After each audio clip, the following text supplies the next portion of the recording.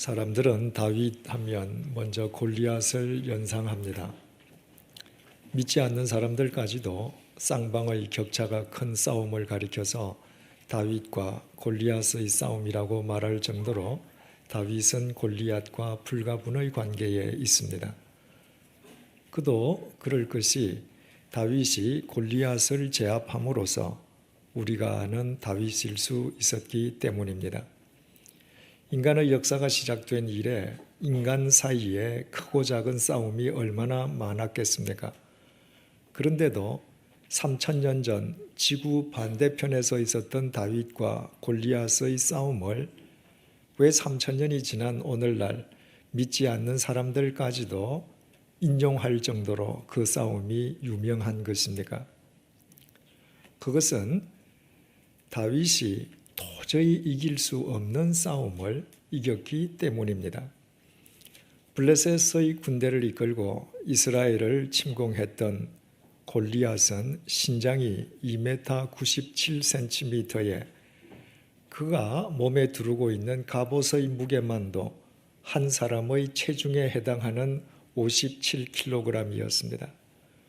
그가 어깨에 메고 있는 단창의 창자루는 옷감을 짜는 배틀의 용머리만큼 굵었고 그 창자루 끝에 달려있는 창날의 무게는 근 7kg에 달했습니다.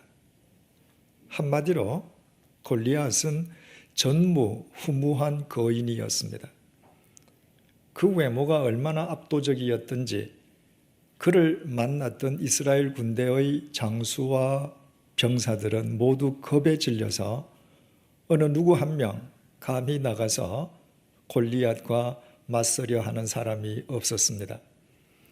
그에 비해서 다윗은 당시 10대 청소년에 불과했습니다.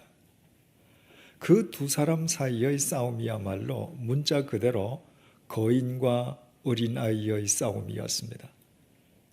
결과는 불을 보듯 뻔할 수밖에 없었습니다. 그런데도 모든 사람의 예상을 뒤엎고 그 싸움은 다윗의 일방적인 승리로 끝났습니다. 그로 인해서 다윗은 일거에 나라를 위기에서 구한 구국의 영웅이 되었고 그 이후에 이스라엘 역사의 구심점이 되었습니다.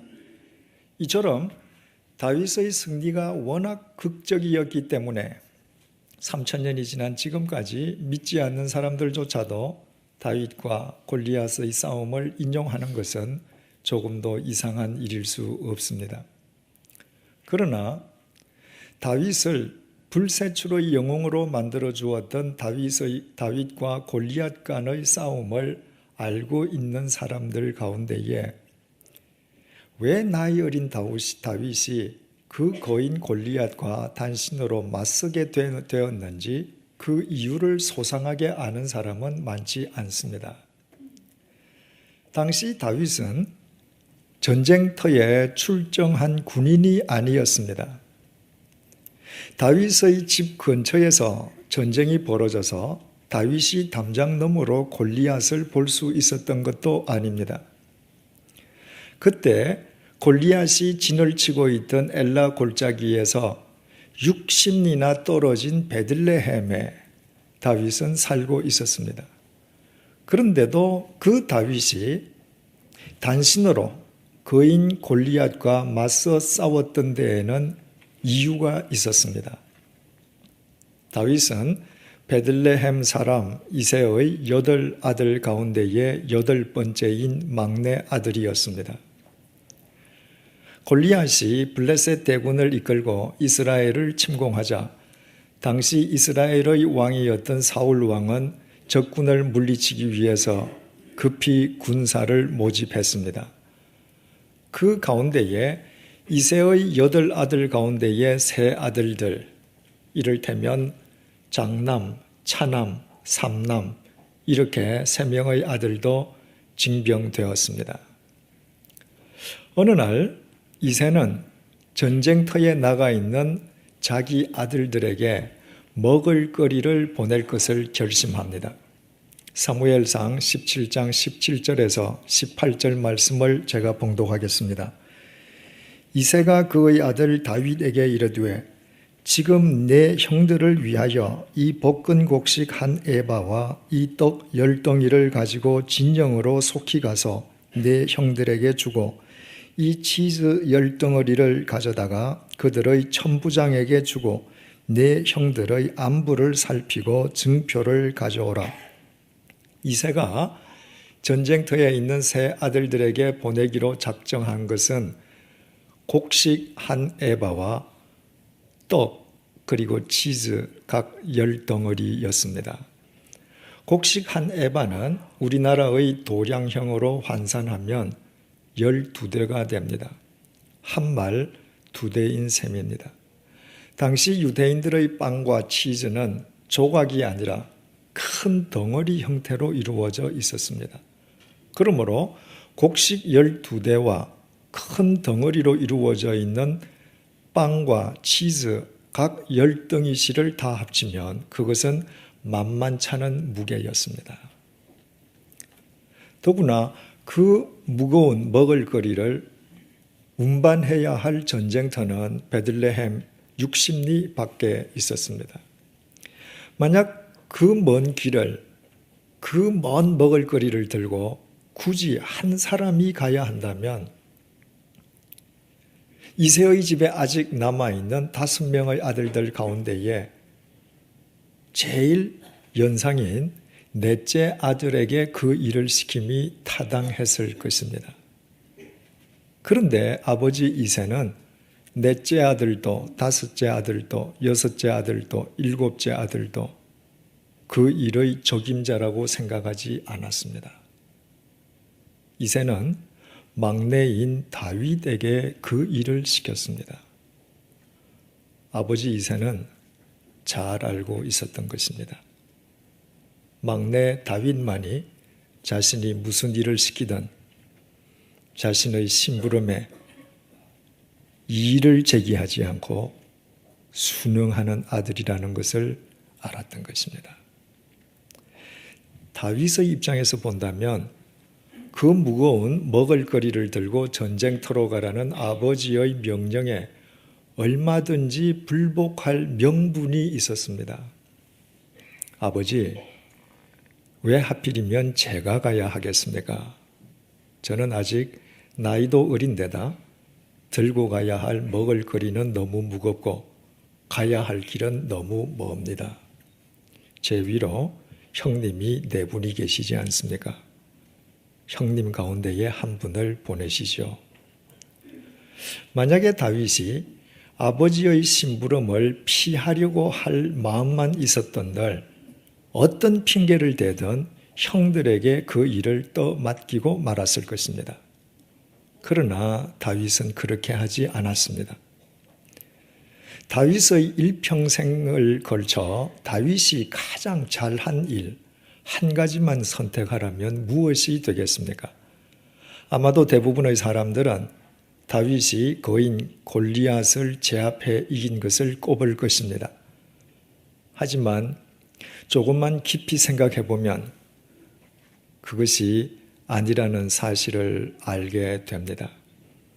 다윗이 일평생에서 가장 잘한 일은 아버지가 그 무거운 먹을거리를 전쟁터에 있는 형들에게 전해주라고 명령했을 때 단 한마디의 이의도 제기하지 않고 예 하고 순종한 것이었습니다.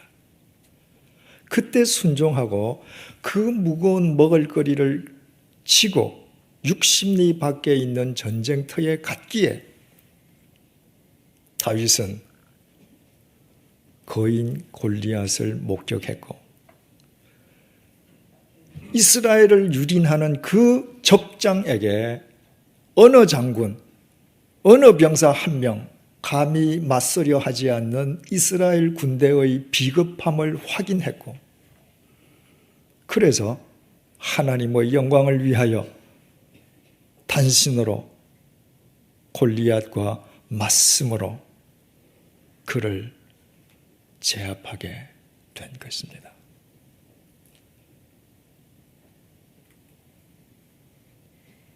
적군이 침입해서 나라가 풍전등화의 위기에 빠져 있을 때 위기로부터 나라를 구해낸다고 하는 것은 참으로 위대한 일입니다.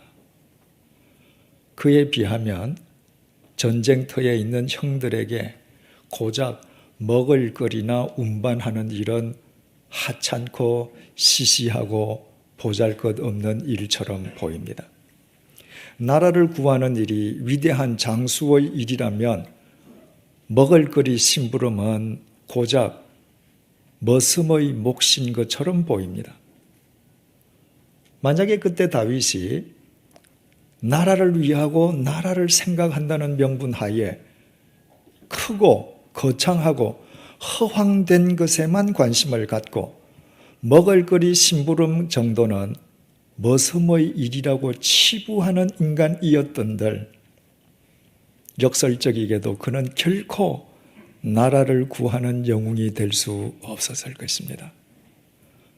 오히려 다윗은 하찮게 보이는 먹을거리 심부름에 충실함으로 인하여 결과적으로 나라를 구하는 구국의 영웅이 되었을 뿐만 아니라 그 이후 이스라엘 역사의 구심점이 될 수 있었습니다.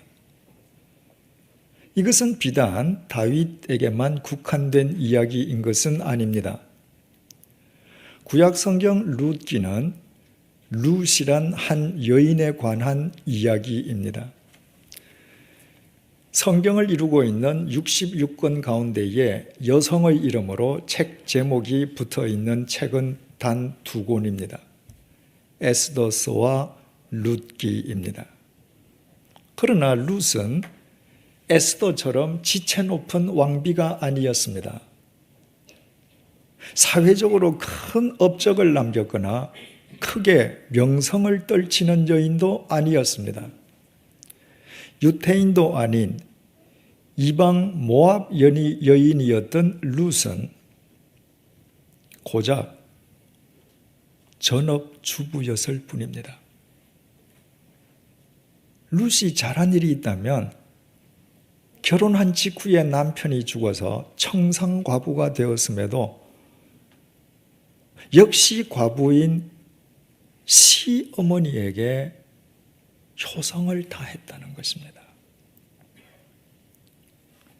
며느리의 효심이 얼마나 지극했던지 며느리에게 감동을 받은 시어머니 나오미의 주선으로 룻은 보아스라는 남자에게 계가해서 오벳이란 아이를 얻게 됩니다.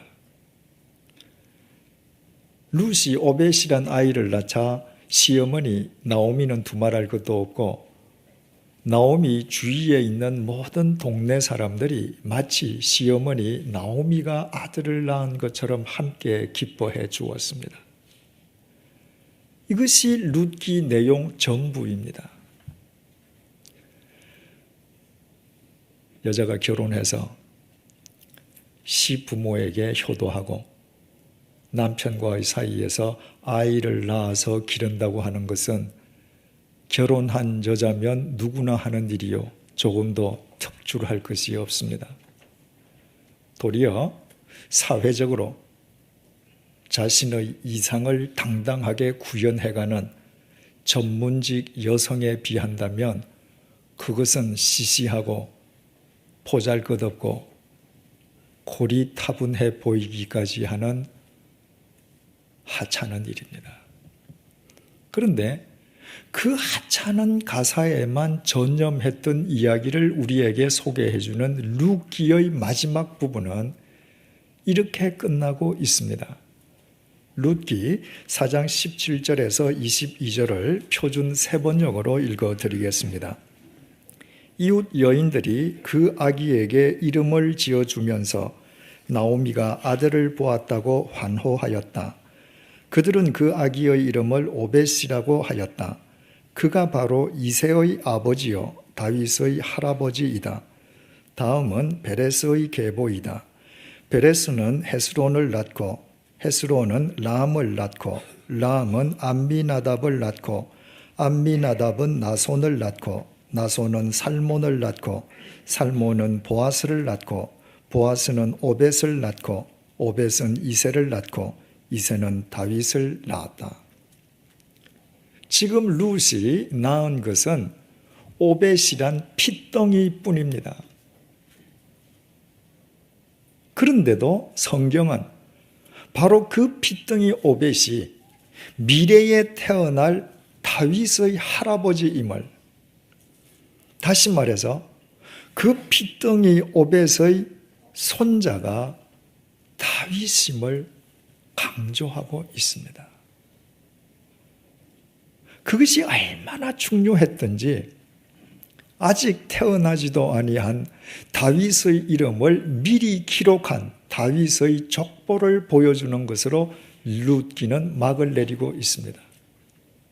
이미 말씀드린 것처럼 룻은 오직 가사에만 전념했던 전업주부요, 다윗은 골리앗을 제압함으로써 나라를 위기에서 구했던 구국의 영웅입니다. 왜 룻기는 아직 태어나지도 아니한 다윗을 굳이 미리 끌어들여 룻과 다윗을 동시에 보여주는 것으로 룻기를 끝내고 있겠습니까? 만약에 룻이라는 여자가 주어진 가사, 전업주부의 역할에 충실하지 않았다면 그 시어머니 나오미가 며느리 룻을 보아스라는 남자에게 계가시켜줄 생각도 하지 않았을 것이요, 룻이 보아스에게 계가하지 않았더라면 골리앗을 이기는 다윗도, 이스라엘을 위기에서 구해내는 다윗도 존재할 수 없었을 것임을 우리에게 일깨워주기 위함입니다. 바꾸어 말씀드리면 모든 사람들이 하찮게 여기는 가사에만 한 여인이 평생을 전념해도 그 여인을 통해서 한 나라의 역사에는 얼마든지 새로운 지평이 열린다는 사실을 우리에게 보여주기 위함입니다. 더욱이 룻기 마지막 부분에 소개되어 있는 다윗의 족보는 신약 마태복음 1장에 이르러 예수 그리스도의 족보로 이어지고 있습니다. 그러므로 룻기야말로 여인이 다른 사람들이 하찮다고 여기는 가사에만 전념하고 충실해도 하나님께서는 그녀의 삶을 통해, 그녀의 가정을 통해, 그녀의 후손을 통해 하나님의 역사를 얼마든지 아름답게 펼쳐가신다는 사실을 웅변해주고 있습니다.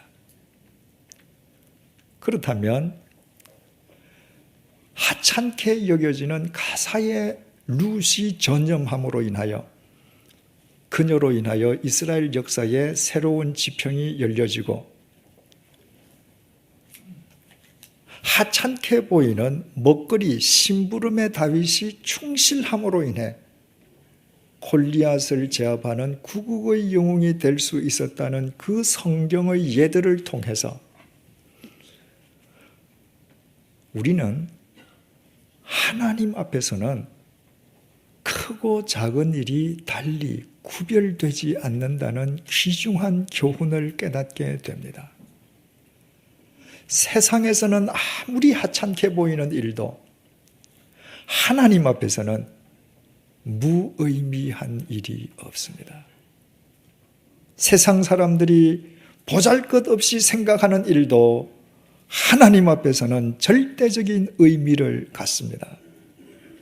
한 인간의 인생도, 한 나라의 역사도 작고 보잘것없고 하찮고 대수롭지 않고 시시하게 보이는 일에 자기의 생을 걸고 최선을 다하는 사람들에 의해 바로 세워집니다.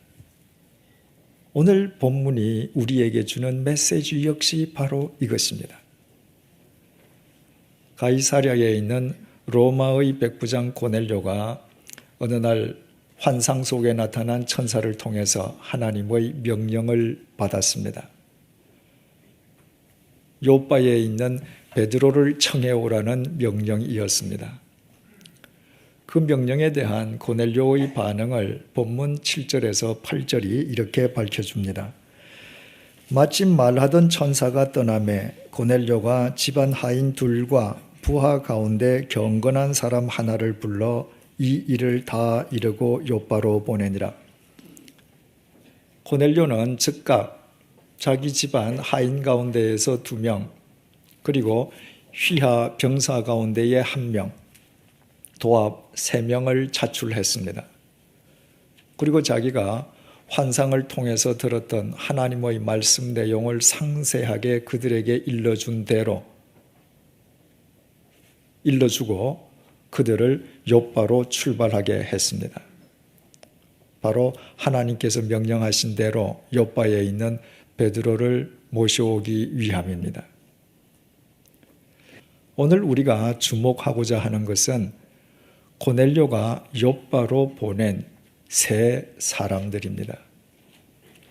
이제 우리 그들의 입장에서 한번 생각을 해보십시다. 그 3 사람들은 고넬료 집안의 하인들과 휘하 병사로 그들은 모두 고넬료의 명령을 받들어야 하는 위치에 있었습니다. 고넬료가 무슨 말을 하든 그 말대로 행하여야 될 사람들이었습니다.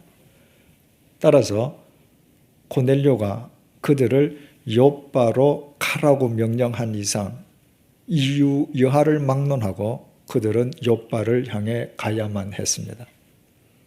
문제는 고넬료가 그들에게 내린 명령의 근거가 전혀 비현실적인 환상이었다는 것입니다. 고넬료가 환상 속에서 하나님의 말씀을 들었답니다.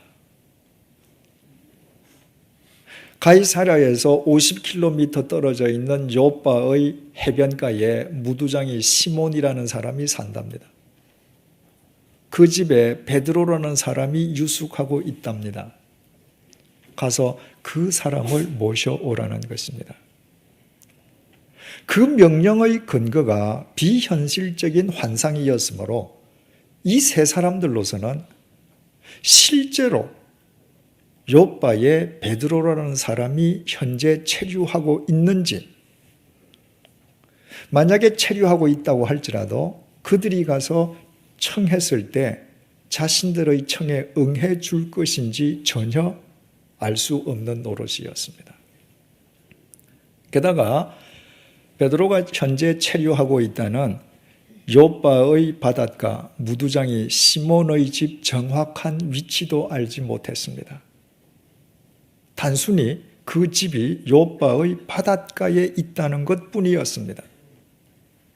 요빠가 항구 도시인 만큼 요빠의 바닷가가 얼마나 길겠습니까? 이것은 항구 도시인지라 온통 바닷가인 부산에 가서 특정인을 찾는 것처럼 애매한 일입니다. 한마디로 이 3 사람의 입장에서 본다면 지금 자신들에게 주어진 고넬료의 명령은 비현실적이요 황당하기 짝이 없는 명령입니다. 굳이 그 명령에 자신들의 에너지를 소모할 필요 없이 중간에서 적당하게 되돌아가서 고넬료에게 요빠에 가보았지만 베드로라는 사람이 그곳에 없다고 보고해도 고넬료로서는 어쩔 수 없는 상황이었습니다. 이 3 사람들이 요빠의 무두장이 시몬의 집을 찾아서 베드로에게 이르렀던 시간은 그 이튿날 낮 12시였습니다. 고넬료가 환상을 통해서 하나님의 명령을 받았던 시간은 오후 3시였습니다.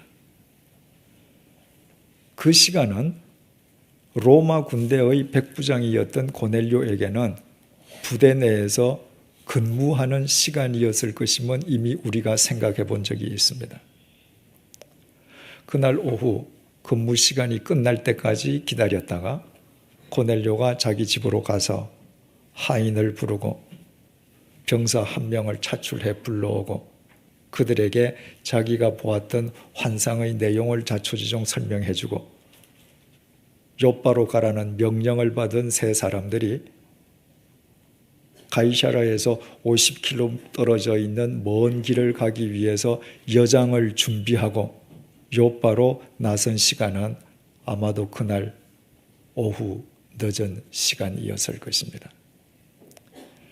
당시 가이사라에서 50km 떨어져 있는 욥바는 그 당시 사람들의 도보로 12시간이 소요되는 거리였습니다.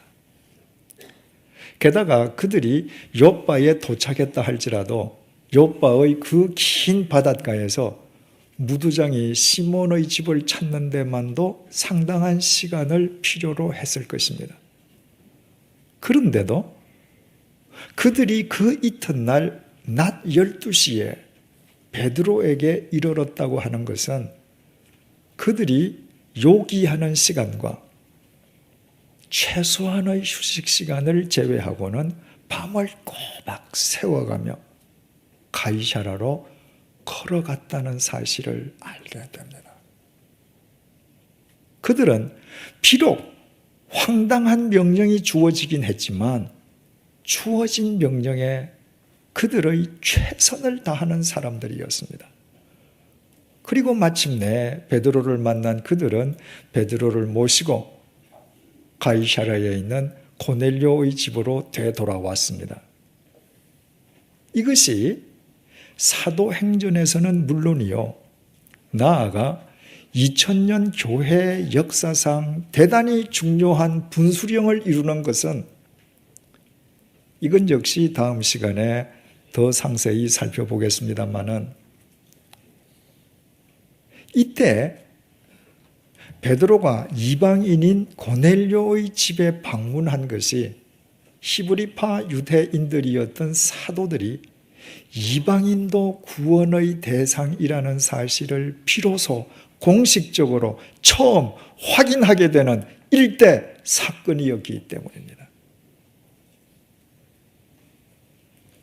8년 동안이나 병중에 있던 중풍병자 아나니아를 일으켜 세우고 죽은 다비다를 살려내고 가는 곳마다 하나님 나라의 복음을 전하는 베드로의 사역에 비해서 고작 밤을 세워가며 그 베드로를 모시러 가는 본문 속 세 사람들의 일은 참으로 시시하고 보잘것없고 하찮아 보입니다. 그러나 그 하찮아 보이는 일에 최선을 다한 본문 속의 세 사람이 없었던들, 땅끝까지 이르러 내 증인이 되라는 주님의 명령을 수행해야 할 베드로의 사역과 사도행전과 교회의 역사는 완성될 수 없었을 것입니다. 이들이 있었기에 우리가 아는 사도행전은 비로소 우리가 아는 바대로의 사도행전으로 완성될 수 있었습니다. 하나님의 역사는 절대로 겉으로 드러나 보이고 큰 일을 하는 것처럼 보이는 소수의 사람들에 의해서만 완성되는 것이 아닙니다. 하나님의 역사는 오히려 겉으로 드러나 보이지 않는 다수의 사람들, 세상의 잣대로 볼 때 하찮고 보잘것없고 대수롭지 않아 보이는 일에 자신의 생을 걸고 최선을 다하는 다수의 사람들에 의해 완성됩니다. 이것이 하나님의 법칙이요. 그래서 하나님은 공평하신 분이십니다. 그렇다면 우리는 여기에서 교만과 겸손의 참된 의미를 알게 됩니다. 교만은 작은 일의 가치를 무시하고 업신여기는 것입니다. 거인 골리앗이 도저히 질 수 없는 작은 다윗과의 싸움에서 치욕적으로 패배했던 것은 단지 작다는 이유만으로 작은 다윗을 업신여기고 경멸했기 때문입니다. 한마디로 골리앗이 교만했기 때문입니다. 하나님께서 잠언서 16장 18절을 통해서 이렇게 말씀하시지 않았습니까? 교만은 패망의 선봉이요 거만한 마음은 넘어짐의 앞잡이니라. 따라서 거인 골리앗이 작은 다윗을 결코 이길 수 없었던 것은 이 세상 그 누구도 거스를 수 없는 하나님의 법칙이었습니다.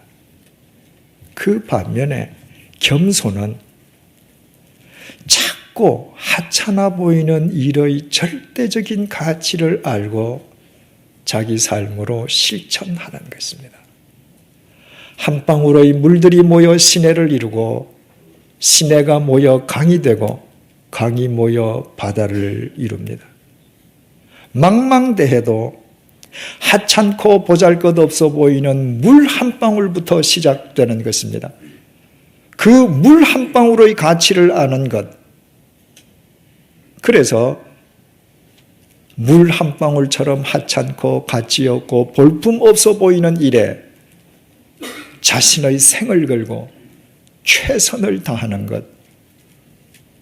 그것이 바로 겸손입니다. 하나님께서 잠언서 15장 33절을 통해서 이렇게 말씀하셨습니다. 겸손은 존귀의 길잡이이니라. 하나님께서는 언제나 겸손한 사람을 통해 당신의 역사를 완성하시기 때문입니다.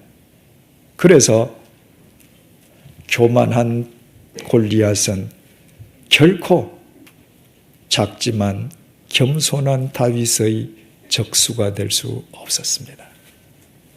사랑하는 교우 여러분, 하나님께서 지금 여러분을 어디로 가라고 하십니까?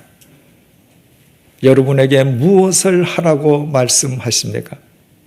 여러분에게 지금 주어진 일이 무엇입니까? 그 일이 세상의 잣대로 볼 때 아무리 작고 하찮고 보잘것없고 시시해 보여도 그 일에 여러분의 생을 걸고 여러분의 최선을 다하십시오. 그때 여러분의 삶 자체가 하나님에 의해 견고하게 되면 물론이요, 여러분으로 인해 이 시대를 위한 신사도행전이 완성될 것이요, 이 땅의 역사에 새로운 지평이 열리게 될 것입니다. 이것이 오늘 본문을 통해 주님께서 우리에게 주시는 주님의 약속입니다. 지극히 작은 일에 충성된 자는 큰 일에도 충성되고, 지극히 작은 일에 불의한 자는 큰 일에도 불의하니라. 주님의 말씀입니다. 기도하시겠습니다.